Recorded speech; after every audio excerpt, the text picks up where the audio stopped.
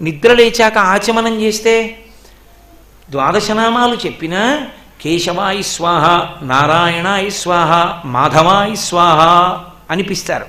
మినపగింజ ములిగినంత నీరే పుచ్చుకోమంటారు. ఎందుకని అంటే స్వరపేటికి ఉంది ఇక్కడ లూబ్రికేషన్ అంటారు. అంటే తైలం పెట్టి అది బాగా చక్కగా చురుగ్గా ఉండేటట్టు చేస్తారు. ఒక సైకిల్ చక్రాన్ని ఎలా తిప్పుతారో అలా.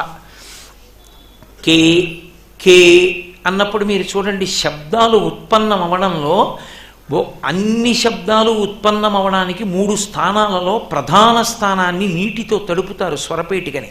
మినపగింజ ములిగినంత నీరు పోసి కే కే అన్నప్పుడు నాలుక ఇలా వంగి ఆ నాలుక యొక్క ప్రారంభ స్థానం అంగిడిని తగులుతుంది పైన. అక్కడ తగిలినప్పుడు ఉత్పన్నం అవుతుంది. ఆ ఉత్పన్నమయ్యే శబ్దములన్నీ బాగా నిలబడడానికి, బహుకాలం స్వరపేటిక పనిచేయడానికి కకారంతో తడుపుతారు. కకారం బ్రహ్మవాచకం.